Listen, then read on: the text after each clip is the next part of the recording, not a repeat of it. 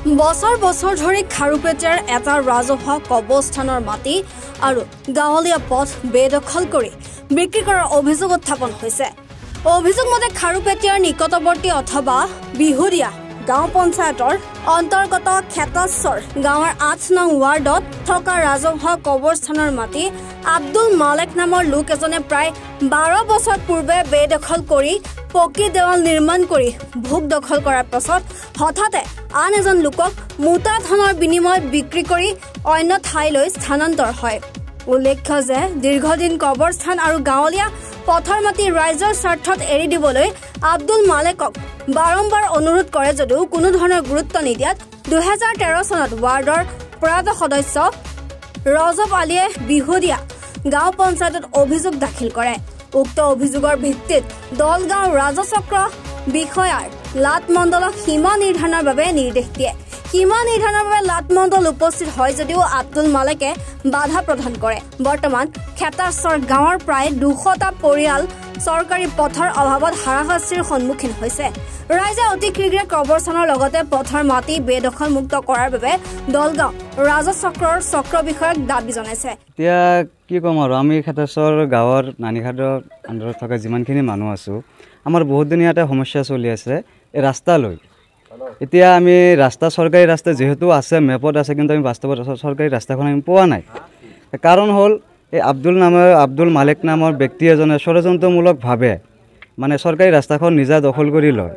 লোৱাৰ পাছত এতিয়া আমি মানে বহুত দুৰ্ভাগ্যজনক কথা যে আমি কবৰস্থানৰ মাটি দি অহা যোৱা কৰিব লগা হৈছে। কাৰণ আমিতো যাব লাগিব। আমি এইফালে মানুহ আছোঁ, প্ৰায় ধৰক 400মান মানুহ আছোঁ। তো কবৰস্থানৰ মাটি দি আমাৰ অহা যোৱা কৰিব লগা হৈছে। এখেতেতো মানে ৰাস্তাখন নিজৰ আণ্ডাৰত লৈ পেলাই নিজৰ মাটিৰ লগত ৰাস্তাখনো মানে বিক্ৰী কৰি দি পেলাই ইয়াৰ পৰা গুচি গ'ল। এতিয়া যেতিয়া আমি মানে গম পালোঁ যে এখেতে মানে গোটেই মাটিখন বিক্ৰী কৰিছে, বিক্ৰী কৰাৰ ফলত এতিয়া আমি গম পালোঁ যে এখেতে মানে লগতে ৰাস্তাখনো বিক্ৰী কৰি দিলে। তো আমি এতিয়া চাৰ্কল অফিচাৰক এটাই দাবী জনাওঁ, আমাৰ এটাই অনুৰোধ যে চৰকাৰী মেপ হিচাপত আমাৰ যিমানখিনি ৰাস্তা আছে, চৰকাৰী মেপ হিচাপত এই ৰাস্তাখিনি আমাক ওলাই দিব লাগে। কাৰণ আমি কবৰস্থানৰ মাটিত আৰু কিমান দিন যাম? লাহে লাহেতো ধৰক কবৰস্থানত মানুহটো আহি আছে, কবৰস্থানৰ মাটিও এনেও কম হৈ আছে। গতিকে আমিতো যাব নোৱাৰি ন কবৰস্থানৰ মাটি দি। আমাৰ চৰকাৰী ৰাস্তা থকাৰ অৱস্থাত আমি কবৰস্থানৰ মাটি দি কিয় যাম? পথৰ মাটিখন এখেতে দখল কৰি পেলাই এখন মানে দেৱাল দি দিলে। এখেতে দেৱাল দি পেলাই ঘৰো বনাইছে। বনোৱাৰ পিছত মাটিখিনি বিক্ৰী কৰি দিলে। এতিয়া কয় যে ৰাস্তা এইটো আছে, এইটোৱে।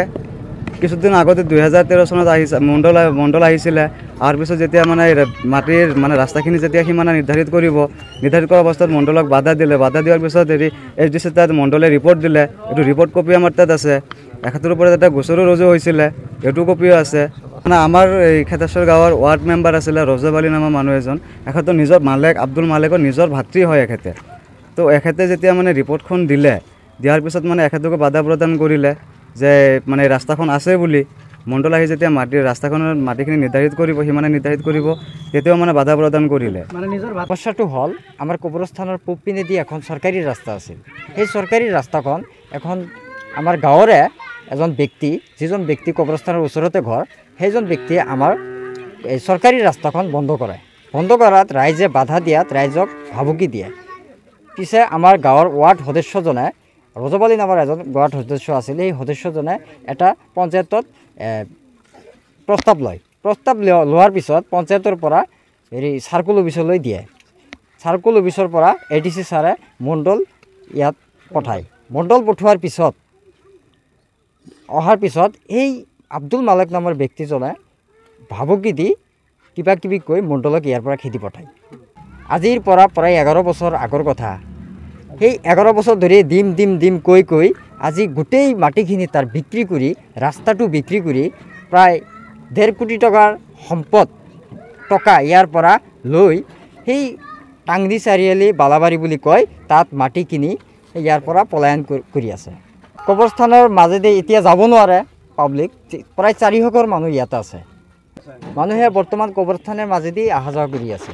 আমাৰ দাবী আমি এই সংবাদ মাধ্যমৰ জৰিয়তে ক'ব বিচাৰি আছোঁ যাতে আমাৰ চাৰ্কল অফিচলৈ আৰু আমাৰ ADC ছাৰলৈ এইটোৱে আমাৰ দাবী, আমাৰ চৰকাৰী ৰাস্তাখন তাৰমানে অতি তৎকালীনভাৱে আমাৰ ৰাইজক ওলাই দিব লাগে।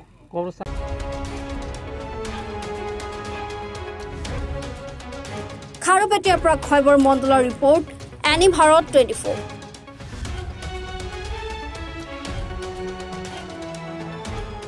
নমস্কাৰ, মই অজয় ফুকন আৰু এইখিনিতে সমূহ এনি ভাৰত চেনেলটোৰ যিসকল কৰ্মকৰ্তা আছে সকলোৰে মোৰ ফালৰ পৰা শুভেচ্ছা জ্ঞাপন কৰিছোঁ। অসমৰ আচলতে সংবাদ জগতত নতুনকৈ আচলতে এটি আত্মপ্ৰকাশ ঘটিছে আমাৰ নিউজ চেনেল এনি ভাৰত, আৰু এনি ভাৰতৰ এটা খুব ধুনীয়া এটা অনুষ্ঠান হ'বলৈ গৈ আছে। সকলোৱে জানে আমাৰ সকলোৰে মৰমৰ হাৰ্টথ্ৰব জুবিন গাৰ্গৰ গানে কি আনে, আচলতে জুবিনদাৰ সেই গীতৰ আধাৰত আমাৰ হিৰুদাই লিখা সেই গীতটি গানে কি আনে, এই গানে কি আনে নামৰ এটি তেওঁলোকে সাংগীতিক ৰিয়েলিটি শ্ব' কৰিবলৈ গৈ আছে। আৰু 15 আগষ্টৰ পৰা গোটেই আৰম্ভ হ'ব। প্ৰথম অডিশ্যন অসমৰ ধেমাজি জিলাত আৰম্ভ কৰিব। গতিকে সমূহ যিসকল প্ৰতিভা আছে, যিসকলে গান ভাল পায়, যিসকলে তেওঁলোকৰ নিজৰ প্ৰতিভা আচলতে দেখুৱাব বিচাৰে, এই ৰিয়েলিটি শ্ব'ত গানে কি আনে এই প্ৰতিযোগিতাত অংশগ্ৰহণ কৰক আৰু খুব ধুনীয়া আপোনালোকে সুবৰ্ণ সুযোগ লাভ কৰিব। লগতে ইয়াতে পুৰস্কাৰ আছেই, বিভিন্ন ধৰণৰ উপহাৰো আপোনালোকে লাভ কৰিব, আৰু লগতে এগৰাকী প্ৰতিষ্ঠিত আচলতে এগৰাকী শিল্পী হিচাপে অসমৰ সাংস্কৃতিক জগত আপোনালোক প্ৰতিষ্ঠা লাভ কৰিব। গতিকে গোটেই অনুষ্ঠানটোলৈ মোৰ ফালৰ পৰা শুভকামনা থাকিল, আৰু লগতে এই অনুষ্ঠানটোত আপোনালোকে অংশগ্ৰহণ কৰিব। আমিও আছোঁ আৰু সকলোকে আমি লগ পাম। ধন্যবাদ।